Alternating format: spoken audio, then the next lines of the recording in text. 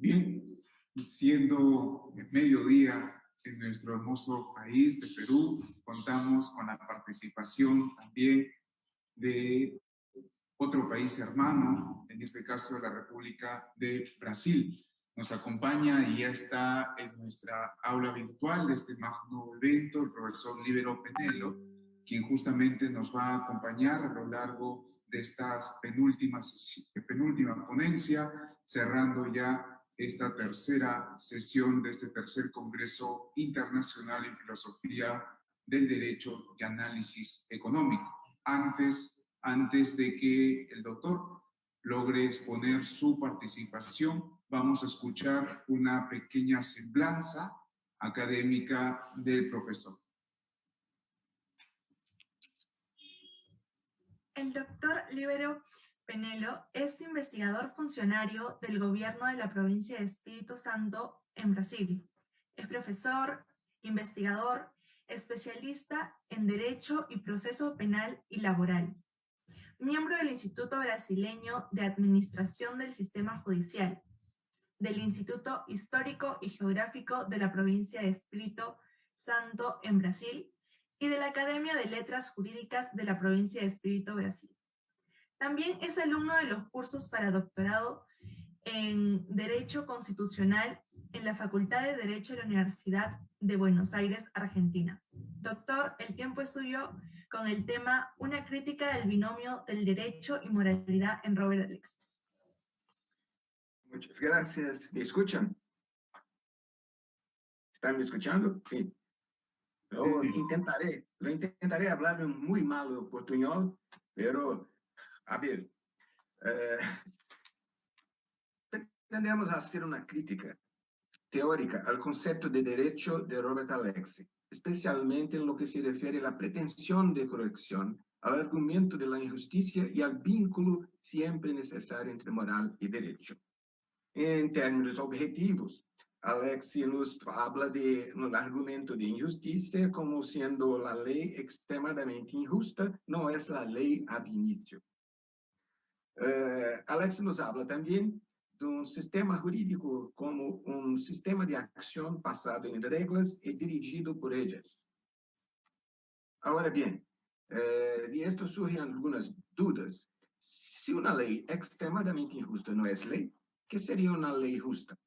¿Qué sería un derecho más o menos justo? ¿Quién es el responsable de determinar qué es un derecho justo, injusto o semijusto? ¿Por qué autoridad? ¿Con qué criterios? Y definir un sistema jurídico únicamente como un sistema de acciones es reducir tanto su esencia como su finalidad. Bullying nos demuestra que la afirmación de que el derecho sin justicia no sería derecho corresponde a la afirmación de que entonces todo derecho es justo. De esto se deduce que la ley justa no puede ser cuestionada y tiene total eficacia para alcanzar todos los casos que se le someten, lo cual es una fábula.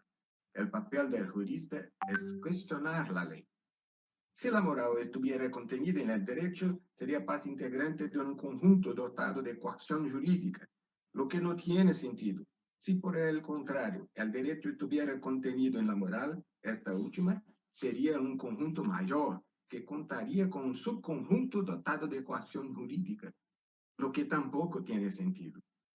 Y si la moral y el derecho son necesarios obligatoriamente unidos, quiere decir que el derecho solo será ley y, por tanto, con poder coercitivo sobre la propiedad o la libertad individual, si la moral lo autoriza con su presencia, lo que es aún más inimaginable. En su concepto de derecho, Alex nos habla también que hay una pretensión de corrección y ese sistema normativo está constituido por un conjunto de normas que conforman una constitución socialmente eficaz en términos globales. Hay dudas aquí. Es correcto que el derecho es un sistema normativo, pero una constitución socialmente eficaz en términos globales es algo que ni siquiera se puede imaginar, ya que ¿cuáles serían esos términos globales? ¿Cómo puede ser una constitución socialmente eficaz en términos globales, dada la diversidad de culturas y sistemas jurídicos en el mundo, los diferentes conocimientos intelectuales en cada sociedad. No es posible. ¿Cuáles son los límites, la definición y el alcance del término manifiestamente injusto? ¿Es extremadamente injusto un concepto universal? ¿Ditado por quién? ¿Bajo qué criterios? Refutando a Bullinger, Alexis afirma que para establecer una relación necesaria entre derecho y moral, no es necesario que exista una moral objetiva efectivamente compartida por todos los legisladores. Y concluye, la idea de una moral correcta, la práctica de la argumentación racional sobre lo que es moralmente correcto y la posibilidad de construir sobre esta base una racionalidad práctica son suficientes. Una vez más, la pregunta es, ¿qué sería una moral correcta? ¿En opinión de quién? ¿La moral correcta y la argumentación racional son institutos universales o tienen significados diferentes? 4 esposas, casarse con la propia hija, apedrear a las adúlteras son conceptos universales o locales. Es lo mismo discutir racionalmente en Kiel, donde lesiona Alexis, que en Afganistán. Si la base es tan cuestionable, mucho más lo será el concepto de racionalidad práctica. Parece que Alexis en este tema confunde la moral con el sentido común, los juicios de valor con los juicios lógico-analíticos. E aqui chegamos ao filósofo polaco Roman Ingarden, filósofo da música, que nos diz, Ingarden, nos habla de la percepción y la reflexión como dos momentos principales e inseparáveis en la escucha de una obra musical. A primera vista, podría parecer que, por un lado, la pura percepción de la música es suficiente para entender la relación del hombre con esa arte. En efecto, ¿qué es la música sino sensaciones y sonidos? Por otro lado, la reflexión sobre la percepción y sobre la experiencia musical podría ser considerada para el público moderno, o más bien postmoderno, un añadido superfluo más allá de la fruición inmediata que ofrece la escucha. Pasemos para el derecho. La percepción nos hace ver al derecho y la moral como dos institutos obligatoriamente interconectados y que ambos parecen hablarnos de lo bueno, de lo correcto, de lo justo en definitivo, pero la reflexión nos hace ver que en el entramado jurídico la moral tiene un papel diferente al verificado en el análisis por la percepción. Y este papel es el de un mero fundamento sensorial, no vinculante, no parte integrante del conjunto de la ley. El momento de la percepción del derecho puede llevar a un vínculo teórico entre el derecho y la moral.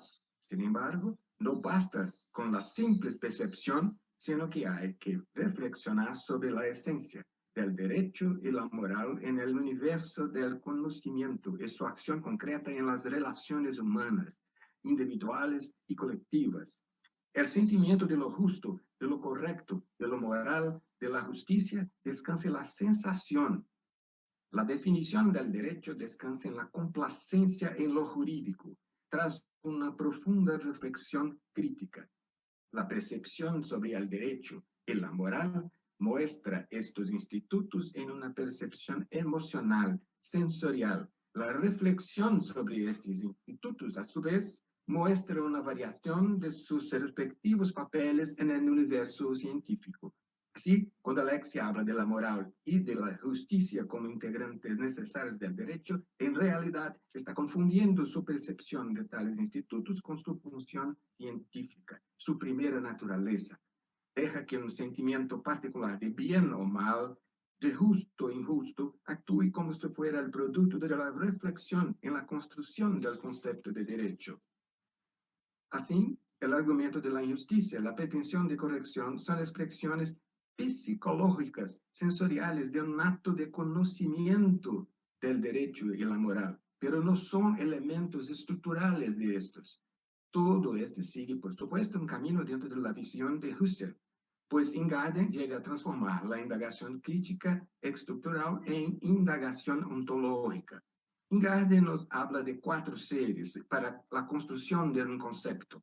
seres supratemporales absolutos, un ser como Dios, no está fuera del tiempo. Seres supratemporales son construidos sobre la base de princípios lógicos y verdades matemáticas. Seres temporalmente determinados, y aquí tenemos los seres que la tradición del pensamiento occidental llama reales, procesos históricos. Seres puramente intencionales, compartem algumas características de uns e de outros. E são os seres fantásticos, os objetos estéticos. O direito seria um ser temporalmente determinado. O tempo deveria formar parte da estrutura da norma jurídica. O conceito de direito de Alex, dentro deste ponto de vista, seria o de ser pura ou exclusivamente intencional, porque é o resultado de uma falsa conclusão, a la que se llega por la confusión entre percepción y reflexión. El elemento sensorial se interpretó como analítico y crítico. La moral, de carácter no vinculante, pero también asociada al derecho, se percibía falsamente como un elemento integrante del derecho. ¿Qué pensamiento nos viene inmediatamente a la mente? Aquí los comparto una pantalla. Necesito compartir la pantalla. Ya puedo. Ahora sí. Ok.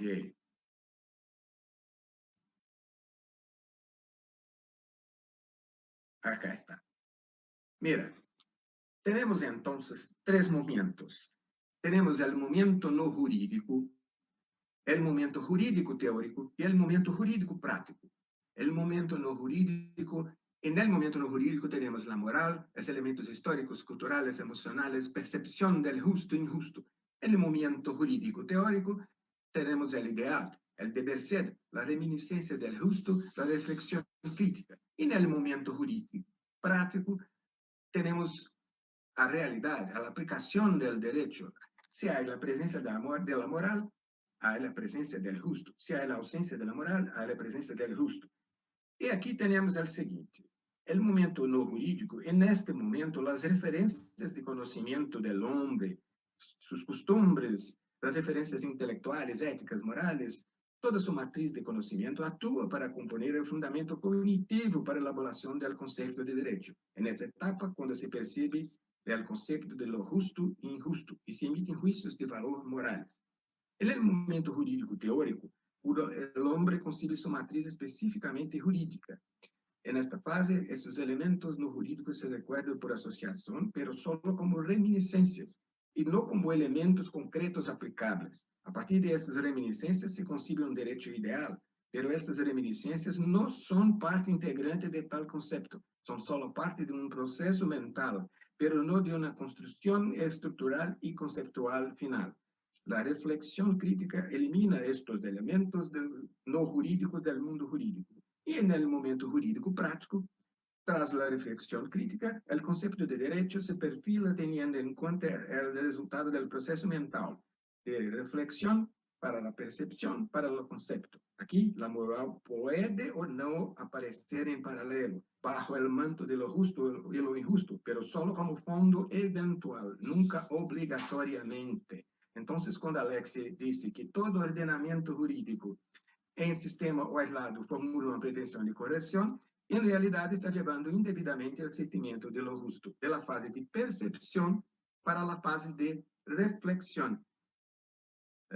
Alex percibe el derecho desde sus experiencias prejurídicas, en una perspectiva muy personal y objetiva. Su pretensión de corrección se sitúa en realidad en el estadio de la percepción, ya que es fruto de su imaginación, sin una preocupación cualitativa. Existe solo impotencia, y cuando en la etapa de reflexión, lo que se produce es solo un panorama de fondo, una idea abstracta de valor moral, es una reminiscencia de lo justo que aflige a Alexi. Y esta reminiscencia ha sido recordada, pero no pertenece al análisis crítico-reflexiva y no integra el concepto y la estructura del derecho. Entonces, podemos decir que la pretensión de corrección aunque se considera un elemento formador e integrante del derecho, no es más que un concepto teórico imaginado sobre la legitimidad y la legalidad, con diferentes nombres dados por Alexis. Lo que verdaderamente existe es un conjunto formado por los sentidos para percibir la ley, el intelecto para conceptualizar la ley y la acción humana, concretando el intelecto a través del poder legítimo y legal. Y aquí tenemos una otra. Déjame ver dónde está la otra pantalla.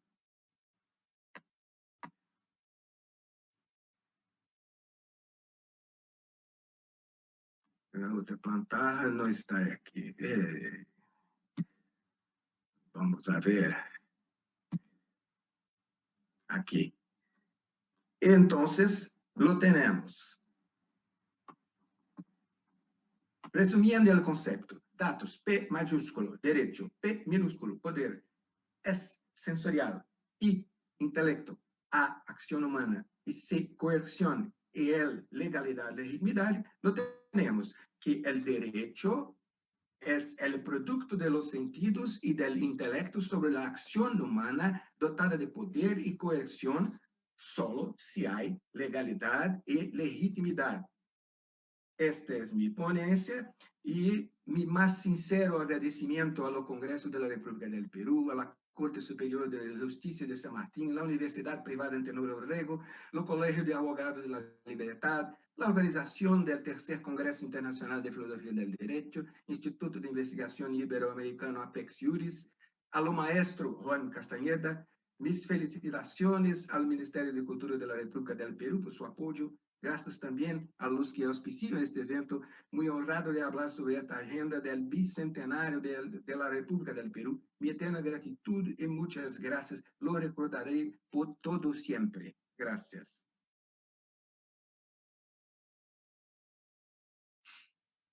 Muchas gracias, profesor Libero, por esta excelente contribución, no únicamente oral, también tuve la oportunidad de revisar el trabajo de investigación, el cual es excelentísimo, del cual agradezco también de manera personal y profesional. Muchas gracias. Ya seguramente vamos a estar haciendo llegar un ejemplar del libro que ya nos hicieron tener presente esta muy buena noticia que ya fue publicada por la editorial Hammurabi de Chile.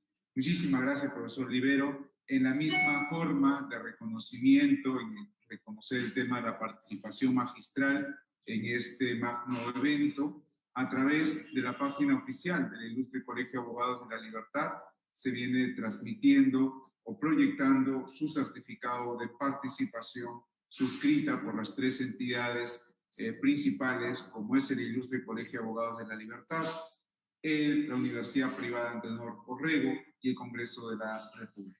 Muchísimas gracias y en otra oportunidad seguramente vamos a estar en contacto. Gracias.